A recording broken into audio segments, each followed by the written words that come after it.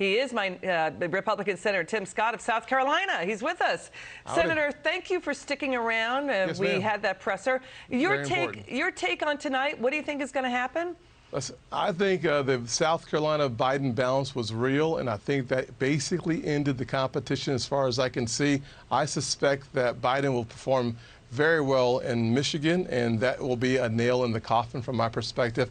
I think he'll also do well in 3 or 4 other states, especially Mississippi. Mississippi has the same type of dynamics happening as Alabama, South Carolina, North Carolina. We've seen those results.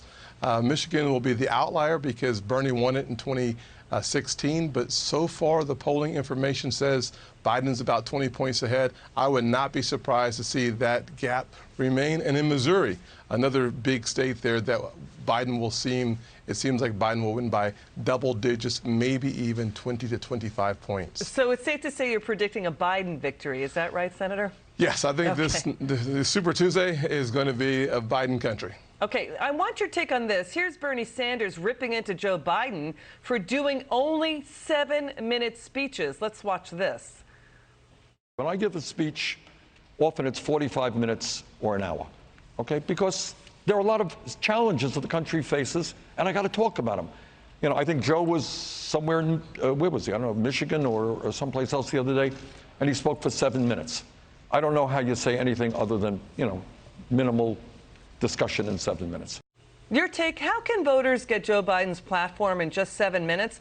Sir, you remember the Obama campaign kept Biden off the trail in 2012. Yes, things are much worse today than they were in 2012 for Joe Biden. It's one of the reasons why I think his campaign is trying to manage his face time and limit it. You saw today where he said something to a person talking about the Second Amendment that it was BS, and he said, don't be a horse's butt.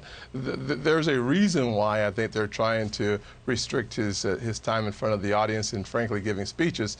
That perhaps bodes as good news for the fall for President Trump, frankly, when you're going to have an hour debate or 90-minute debates, and that contrast. But here's what we do know about Joe Biden's campaign. It supports the Green New Deal. It supports free college for the first 2 years. It supports a $15 minimum wage. So what we already know about the Biden campaign are things that are inconsistent with the middle of the road for the American people, and certainly out of the realm of possibilities on the conservative side. You know, if Bernie loses big, will Bernie's frustrated voters turn to vote for President Trump to help Trump build a red wall in blue states? I mean, Bernie voters helped swing Michigan, Wisconsin, Pennsylvania.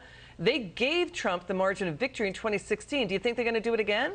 I do think that plays in very heavily. If you think about Wisconsin specifically, Wisconsin voters who voted for Bernie in the primary voted very often for President Trump in the general election. I think you'll see more of the same. And the other factor that's starting to manifest is that Biden is doing better with African-American voters, but overall the economy is strong and powerful. Senator Tim Scott, thank you so much. Yes, Great to see you. Come back soon.